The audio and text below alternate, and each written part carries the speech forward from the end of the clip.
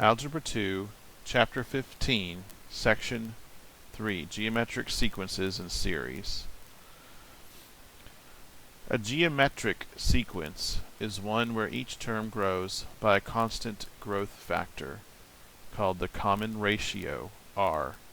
This is not to be confused with the rate that we talked about earlier when we talked about exponential growth. So the common ratio R is not a rate. It's actually a factor. So it's more similar to the B that we saw in exponential growth. So we have our a sub 1 for geometric sequence is our initial value. A sub 2 is the common ratio R times a sub 1. A sub 3 is R times a sub 2, which is R squared times a sub 1. A sub 4 is R times a sub 3, which is R cubed times a sub 1. So on until we get to a sub n, which equals R times a sub n minus 1, which equals R to the n minus 1, see the pattern of 4, 3, 3, times the initial value, a sub 1. So we can find any entry in a geometric sequence knowing the initial value and knowing the common ratio R. You might wonder, why is it called a geometric sequence? Well, it has to do with the fact that these kinds of sequences arise often in geometry. Okay, but really all it means is multiplication by a constant factor, which is the common ratio. A geometric series is a series where the underlying sequence is a geometric sequence. So again, we'll use the same notation for any series. Capital S sub n is the sum of all of the sequence values up to that value, that n. Okay, we can write that for a geometric series using the general formula where we have a sub 1, R times a sub 1, R squared times a sub 1, R to the n minus 1 times a sub 1. So it'll be the sum from I is 0 to n minus 1 of the a sub I times R to the I power. Okay? And we could realize that a sub 1, we could factor a sub 1 out basically of this, and we left with 1 plus R. So you could also write this as a sub 1 sum I is 0 to n minus 1 of R to the I power. And that's just by the distributive law. We could factor the a sub 1's out. So how do we find this sum? This is a hard question. In order to find the sum, we need to use a trick. And you do not need to replicate this proof. You just need to memorize the result, okay? So, unlike completing the square, I'm not going to ask you to be able to show me this proof for Algebra 2. This is something that you would probably have to prove in Calculus 4 or so. But I'm going to go through how you derive it just so that you see it. Okay, so the trick that we use is, here's our sort of generic series, geometric series. Okay, so here's the same formula of the sum right here that we had in the previous slide. Sorry, I went backwards. So, take that definition, we can just say definition of a geometric series. Okay. Multiply this equation, both sides, by the common ratio R. So we have R times the sum equals R times A1 plus R squared. Now that we have R times R is R squared times R is R cubed, R to the n minus 1 times R is R to the n. Now we have this ellipsis here. If we think about the ellipsis, the previous thing to R to the n times A1 would be R to the n minus 1 times A sub 1. So we can kind of uncover this part in the ellipsis, so we can cover up the R cubed times A sub 1, because that's clearly what follows after R squared. So kind of shifting our ellipsis over. And now we can add A sub 1 to both sides of the equation. So we end up with A sub 1 plus R times the sum, S sub n. And this equals, and if we look at this sequence that we've made, this part, everything but the last term, is identical to what we started with, which is what we were trying to do. So now we can substitute from the definition. All of this stuff is just s sub n plus r to the n times a sub 1. Okay, now we have an equation that looks solvable. We just need to get the s sub n's on one side, so subtracting the s sub n, and subtracting the a sub 1. So this second equation here, next equation here, is just the first rearranged. Now moving down, we can factor the s sub n out. So we have s sub n times r minus 1, and we can factor the a sub 1's out. We have a sub 1 times r to the n minus 1. Dividing both sides by r minus 1, we get this, and the formula is generally presented in this way, which we can get by multiplying our fraction by negative 1 over negative 1, which of course is just 1. And that reverses the subtractions in the numerator and the denominator. So this is the classic geometric series formula that you need to memorize. You're going to need to memorize this for a test or your quiz. So remember, it's 1 minus r to the n over 1 minus r times the a sub 1. Which, if we go back, we can see this sum here is the 1 minus r to the n over 1 minus r part. And we just multiply the sum result by a sub 1. Okay, so again, you don't need to understand completely how I did that, but I wanted to show it to you so that you saw this doesn't come out of the air. Here's the formula that you need in order to apply geometric series. So first, let's do some examples here. First, say whether the sequence is arithmetic or geometric. So here we have 10, 100, 1,000, 10,000, and so on. So each time we're multiplying by 10. So when we're multiplying, it's geometric. 10, 110, 210, 310, 410. Each time we're adding 100. So this is arithmetic. 100, 50, 25, 12 and a half. Each time we're dividing by 2 or multiplying by 1/2. Multiplying by constant ratio is geometric. 5, 25, 125, 625. Each of these is 5 times the previous one, so again, this is geometric.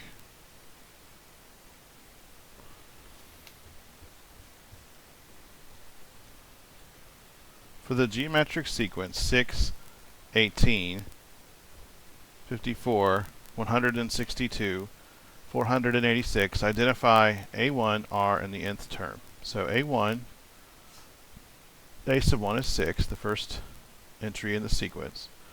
The common ratio is just going to be any term divided by the term before it. 486 over 162 is 3. 18 over 6 is 3. It doesn't matter which one we pick. If it really is geometric, r is 3. Okay, so the nth term, a sub n, in the sequence would be, go back to the formula, for the sequence, not the series. So remember, the sequence was r n minus 1 times a sub 1. So it's r to the n minus 1 times a sub 1. So for our particular sequence, it's 6 for the a sub 1. And we can write this a sub 1 first. Doesn't matter. 6 times 3 to the n minus 1. Okay, that's our answers. A sub 1 is 6, r, and a sub n is 6 times 3 to the n minus 1. So let's do some examples. An IRA is a kind of tax-advantaged retirement savings account. Suppose a person deposits $5,000 every year in an IRA, earning a fixed rate of 6% per year, compounded annually. What will the balance of the IRA be in 6 years? And if the person retires at year 26, what will the balance be? Okay, so we have $5,000 being deposited every year. Okay, so we have a rate of 6%. So that means our factor would be 1.06. That will be our common ratio, similar to what we did in exponential growth. So what will our balance be? So we'll have, at the first year, so our a sub 1 would be 5,000, because that's what we put in at the beginning. Okay, and then each subsequent year we have our interest on the previous balance plus the new amount we added in. So every year we're adding $5,000 more. Okay, so we could write a sub n would be, which would be the, sorry, a sub n is, the a's would be the sequence of what we would be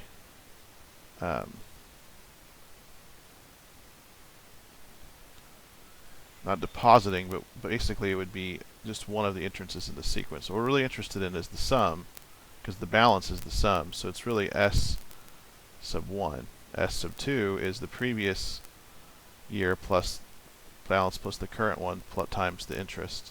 Okay, so each time we end up with finally s sub n, which would be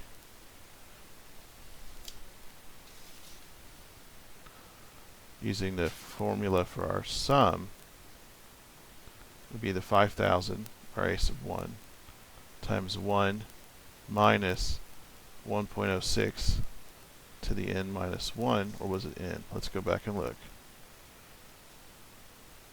N over 1 minus 1.06. Okay?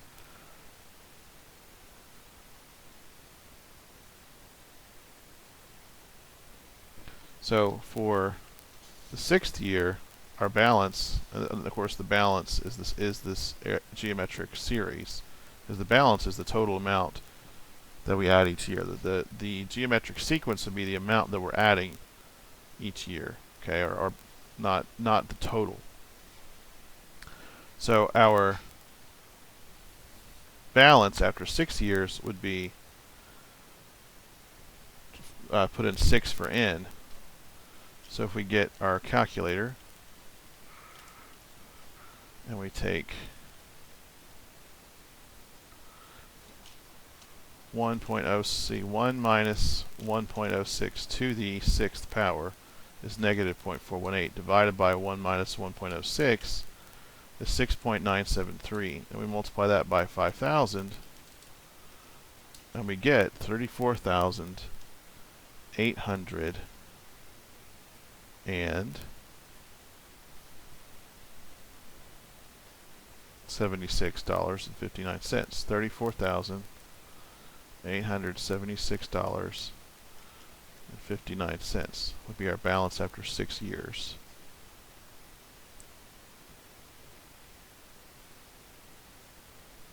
Okay. Now, our balance after 26 years, we need to just plug in 26. So we'd have 1 minus 1.06 to the 26 divided by 1 minus 1.06 times 5,000. Gives us $295,781.91. $781.91. So we first want to find the generic formula using our initial value and then our growth rate. It's really not growth, it's our ratio, our common ratio. Okay, so the amount of interest that we earn each year is essentially our a sub n's, and then we are adding up the total amount to get the total balance. So our a sub n's are essentially like what we add into the account every year, and we have to sum them up to get the total. During the outbreak of COVID-19 in Italy, daily deaths roughly doubled every 5 days. On March 1st, there had been 41 deaths. Using these assumptions, A, how many total deaths would there be on March 20th? So that would be day 20. Okay, so day 1 we had 41 deaths. So our a sub 1 is 41. And our ratio is doubling every 5 days. So 2 to the 1/5 would be doubling every 5 days. That's our common ratio. And that would be to the nth power. So after 20 days, it would be to the 20th power. And our a sub 1 is 41 deaths. 1 minus 2 to the 1/5. So getting our calculator, we can find the answer. So we have 2 to the 1/5. That would give us our ratio for doubling every 5 days, 1.1486. And that to the 20th power is 16. So 1 minus 16 is negative 15 divided by 1 minus 2 to the 1/5 is 100.875 times 41 gives us 4,136 deaths would be our model. Part B, there were actually 4,032 deaths on March 20th. Does the growth during this time match a geometric series? Yes, it does match. The model matches very well. 4,032, 4,136, that's pretty close. C, how many total deaths would there be, assuming this is true, about doubling every 5 days on March 31st? So again, do the same math. We have 41 for our initial value. 2 to the 1/5 is our doubling every 5 days. Now we're going to go to the 31st power to get to March 31st. 1 minus over 1 minus 2 to the 1/5. We have 1 minus 2 to the 2 to the 1/5 first. That to the 31st, 73. 1 minus that, divided by 1 minus 2 to the 1/5, gives us 487 times 41, gives us almost 20,000, 19,995 deaths. And Part D says, let's erase that, hold on. Part D says there were actually 12,482 deaths on March 31st. Does the growth during this time match a geometric series? The answer is no. Okay, 19,000 is not close to 12,000. So just as a comment, what we see is in any kind of epidemic, when you have this exponential phase of growth in the death rate and even also the infection rate. But at some point, that stops happening, levels off, and starts to taper off. So this first part of the growth models exponential or geometric growth. See, geometric growth is exponential growth because the n, or the input, is in the exponent. So geometric is another way to describe exponential. Geometric growth, or geometric series growth in this first part. So by March 31st, Italy had already entered this part where it's tapering off and not growing exponentially anymore.